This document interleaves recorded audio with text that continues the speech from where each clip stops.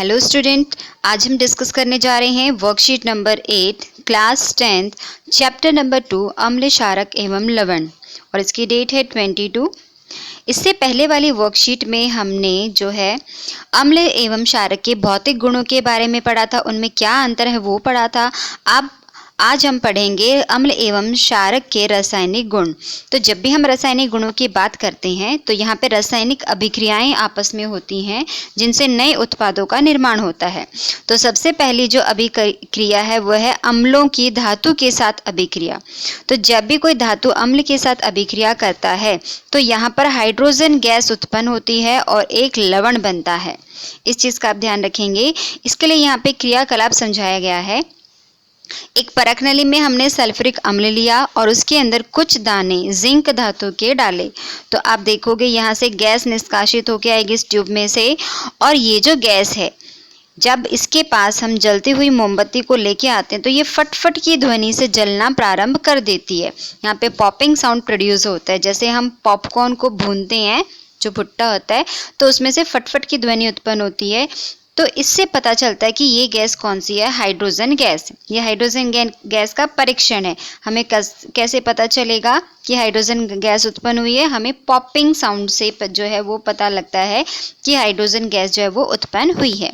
अब इस अभिक्रिया को हम देख लेते हैं। यहाँ पे आप देखोगे जिंक धातु है और इसकी अभिक्रिया सल्फ्यूरिक अम्ल यानी H2SO4 से हुई है। तो ये जो H2SO4 है ये हाइड्रोजन आयन और सल्फेट आयन रिलीज करेगा।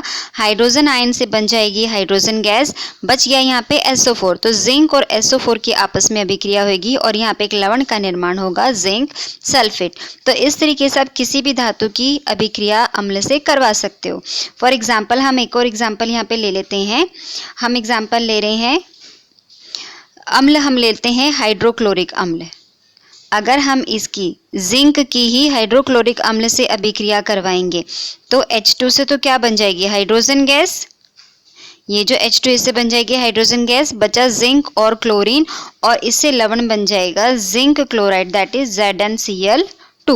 उसके बाद आप देखेंगे क्या ये संतुलित है? हाँ, यहाँ पे जिंक एक है, इधर भी एक ही है। हाइड्रोजन यहाँ पे दो है तो आप यहाँ पे आगे दो लगा देंगे तो जिंक हाइड्रोजन दो हो गया और क्लोरीन भी दो हो गया। तो इस तरीके से आप इस रासायनिक अभिक्रिया को संतुलित कर लेंगे।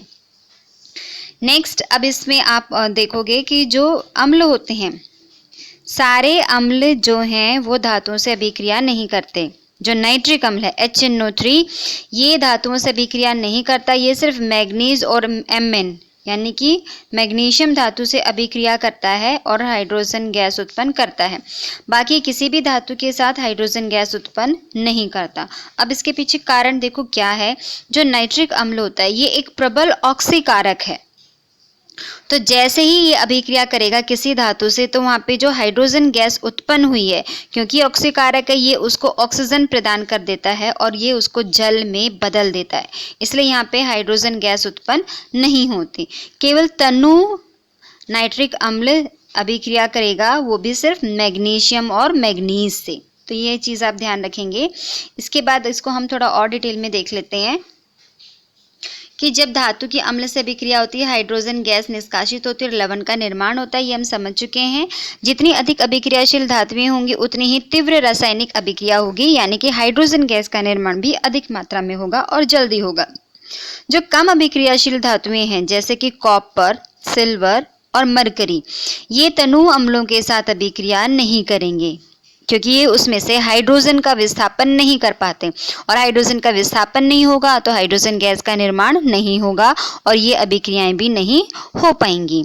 इसके बाद अब हम देख रहे हैं कि क्षारक की धातु से अभिक्रिया होती है तो क्या यहाँ पर बनता है।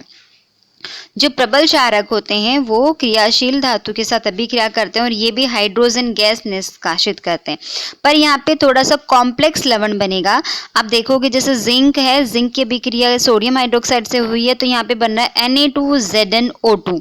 इसका नाम है सोडियम जिंकेट। तो बहुत ही कम क्षारक हैं जो अभिक्रिया करते हैं। तो ये कुछ एक अभिक्रिया है जो आपको ध्यान में रखनी है। सेकेंड अभिक्रिया हम पढ़ेंगे अम्ल की धातु के साथ। यहाँ देखोगे आप अम्ल की जो है वो अम्ल की धात्विक ऑक्साइड के साथ और क्षारक की अधात्विक ऑक्साइड के साथ। तो पहले हम अम्ल की अभिक्रिया देख लेते हैं। धात्विक ऑक्साइड कौन से होते हैं? जो धातु से बने होते हैं। जैसे कैल्शियम एक धातु है और जब इसकी अभिक्रिया ऑक्सीजन से हुई तो यहाँ पे बन गया कैल्शियम ऑक्साइड। जो ये धात्विक ऑक्साइड होते हैं इनकी प्रकृति क्षारीय होती है, ठीक है। और जब क्षारक की अम्ल से अभिक्रिया हो जाएगी तो ये एक दूसरे के प्रभाव को उदासीन कर देंगे और इस अभिक्रिया को हम कहते हैं उदासीनीकरण या उदासीन अभिक्रिया। परिणाम स्वरूप यहाँ पे जल एवं लवण बनता है। दो चीजें बन रही हैं। तो जो धात्विक ऑक्साइड है अम्ल से अभिक्रिया करके लवण और जल का निर्माण करेगा। इससे हमें पता चलेगा कि जो धात्विक ऑक्साइड है उसकी प्रकृति क्षारीय होती है। यहाँ पे एक उदाहरण दिया है कैल्शियम ऑक्साइड की। जब हम हाइड्रोक्लोरिक अम्ल से अभिक्रिया करते हैं तो यहाँ पे कैल्शियम क्लोराइड लवण बन रहा है और जल यहाँ पे निष्कासित हो रहा है। इसी प्रकार से अब हम देखेंगे अधात्विक ऑक्साइड। जो अधात्विक ऑक्साइड होते हैं जैसे कार्बन एक अधातु है और कार्बन डाइऑक्साइड जो है ये इसका अधात्विक ऑक्साइड है। इसकी अभिक्रिया जब हम क्षार से करवाते हैं कैल्शियम हाइड्रोक्साइड तो यहाँ पे भी बन रहा है लवण और जल। तो इससे हमें क्या पता लग रहा है कि जो कार्बन डाइऑक्साइड है ये कैसी प्रकृति का है? अम्लीय प्रकृति का है, क्योंकि अम्ल और क्षारक के बीच में जब अभिक्रिया होती है तो लवण और जल का निर्माण होता है। तो इन अभिक्रियाओं से हमें पता चल रहा है कि जो धात्विक ऑक्साइड होते हैं वो क्षारीय प्रकृति के होते हैं और जो अधात्विक ऑक्साइड होते हैं वो अम्लीय प्रकृति के होते हैं। आइए अब हमने जो पढ़ा इसके आधार पर क्वेश्चन आंसर डिस्कस कर लेते हैं। यहाँ पे 5 क्वेश्चन दिए हैं, हम इनको विद आंसर डिस्कस करेंगे। सबसे पहला क्वेश्चन यहाँ पे है कि आयरन Fe होता है, मैग्नीशियम, कैल्शियम, इनकी हमें रासायनिक अभिक्रिया लिखनी है हाइड्रोक्लोरिक अम्ल के साथ और सल्फ्यूरिक अम्ल के साथ। तो पहले हम हाइड्रोक्लोरिक अम्ल के साथ देखते हैं। जब आयरन की HCl से अभिक्रिया होती है तो यहाँ पे FeCl2 प्लस हाइड्रोजन गैस बन रही है। क्योंकि अम्ल से अभिक्रिया हो रही है तो लवण और हाइड्रोजन गैस का निर्माण होगा। मैग्नीशियम की आप देखोगे, मैग्नीशियम जो है ये HCl से अभिक्रिया करके मैग्नीशियम क्लोराइड और हाइड्रोजन गैस उत्पन्न कर रहा है। कैल्शियम हाइड्रोक्लोरिक अम्ल से अभिक्रिया करेगा तो कैल्शियम क्लोराइड और हाइड्रोजन गैस यहाँ पे उत्पन्न होगी। इसी तरीके से H2SO4, इसको आप नीचे लिख लेना, H2 और SO4 ये नीचे सबस्क्रिप्ट में लिखा जाता है। आयरन से जब H2SO4 की अभिक्रिया होगी, बेटे यहाँ पे इनको भी नीचे 2 लिख लेना आप सबस्क्रिप्ट में। तो आयरन की जब H2SO4 से अभिक्रिया होती है तो यहाँ पे FeSO4 यानी कि आयरन सल्फेट और हाइड्रोजन गैस उत्पन्न हो रही है। मैग्नीशियम में जब सल्फ्यूरिक अम्ल से अभिक्रिया होगी तो मैग्नीशियम सल्फेट और हाइड्रोजन गैस उत्पन्न होगी। ऐसे कैल्शियम के साथ जब सल्फ्यूरिक अम्ल की अभिक्रिया होगी तो कैल्शियम सल्फेट और हाइड्रोजन गैस का निर्माण यहाँ पर होगा। नेक्स्ट क्वेश्चन नंबर 2 हम देख लेते हैं। कॉपर की नाइट्रिक अम्ल के साथ अभिक्रिया करने पर क्या हाइड्रोजन गैस उत्पन्न होगी? तो आंसर है नहीं, क्योंकि नाइट्रिक अम्ल किसी से भी अभिक्रिया नहीं करता।